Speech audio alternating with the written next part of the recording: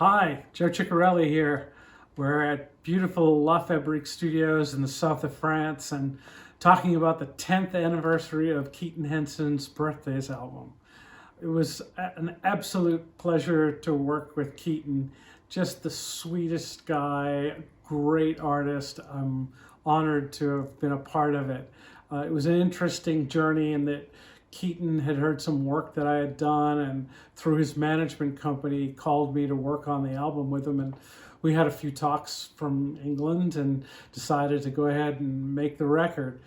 He was pretty brave. He came all the way out from England to Sunset Sound in LA, where I hooked him up with some of the best musicians in town at the time, sort of my A team of players. Justin Meldal-Johnsen on bass, Matt Chamberlain on drums, Dave Levita, Sam Kearney on guitars, Zach Ray on keyboards, Jessica Hoop came in, sang background vocals. It was really a great experience. The interesting thing that I didn't know at the time was that Keaton had made all his previous albums and releases in his bedroom by himself. Just him with a low budget recording rig doing everything on his own. He never collaborated with any outside musicians. So the amazing thing was he was brave and courageous enough to plop himself into LA in the summertime with his wool suit on, coming from England, and to jump into the fire with all these great top-notch LA studio musicians. And he really was so comfortable in that environment and was just at ease. It was really, really beautiful to see. The whole process was relatively quick, maybe a month or two, and we did some songs where we started just from Keaton and his guitar and then overdubbed to them. Other songs were with the live tracking band.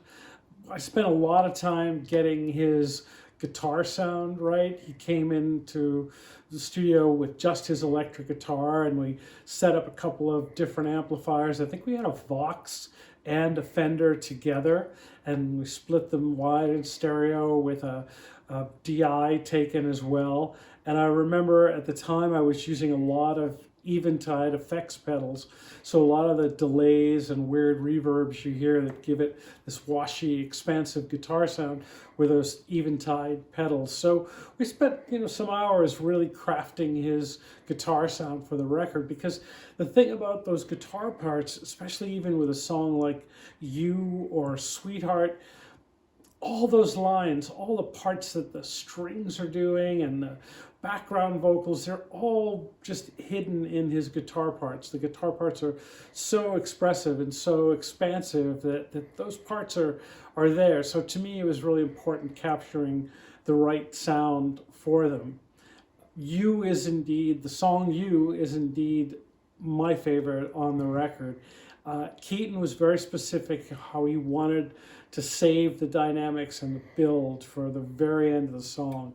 Patrick Warren was the string arranger with the section quartet on the record, and they just did such a beautiful job of the strings on the entire album, Patrick and the quartet. The energy that they bring to the final chorus and outro of You is just really, really a special moment, really, really breathtaking. I love what everybody contributed to that. Sweetheart, What Have You Done is just a really powerful, intimate track. Beekeeper is a favorite. Chronos are more the tougher, rockier side of the album. Sam Kearney contributed some really beautiful washy guitars to those tracks. The whole experience was just such a pleasure. The even more special part was I happened to be in London not too long after we finished the record, and I got to see Keaton perform it live at a very private little venue in London, and he was great. He was just so present and so emotional, and every bit of the character and sort of intimate bedroom angst that he has in those vocals came through live. It was really quite a treat, and quite a treat working on that album.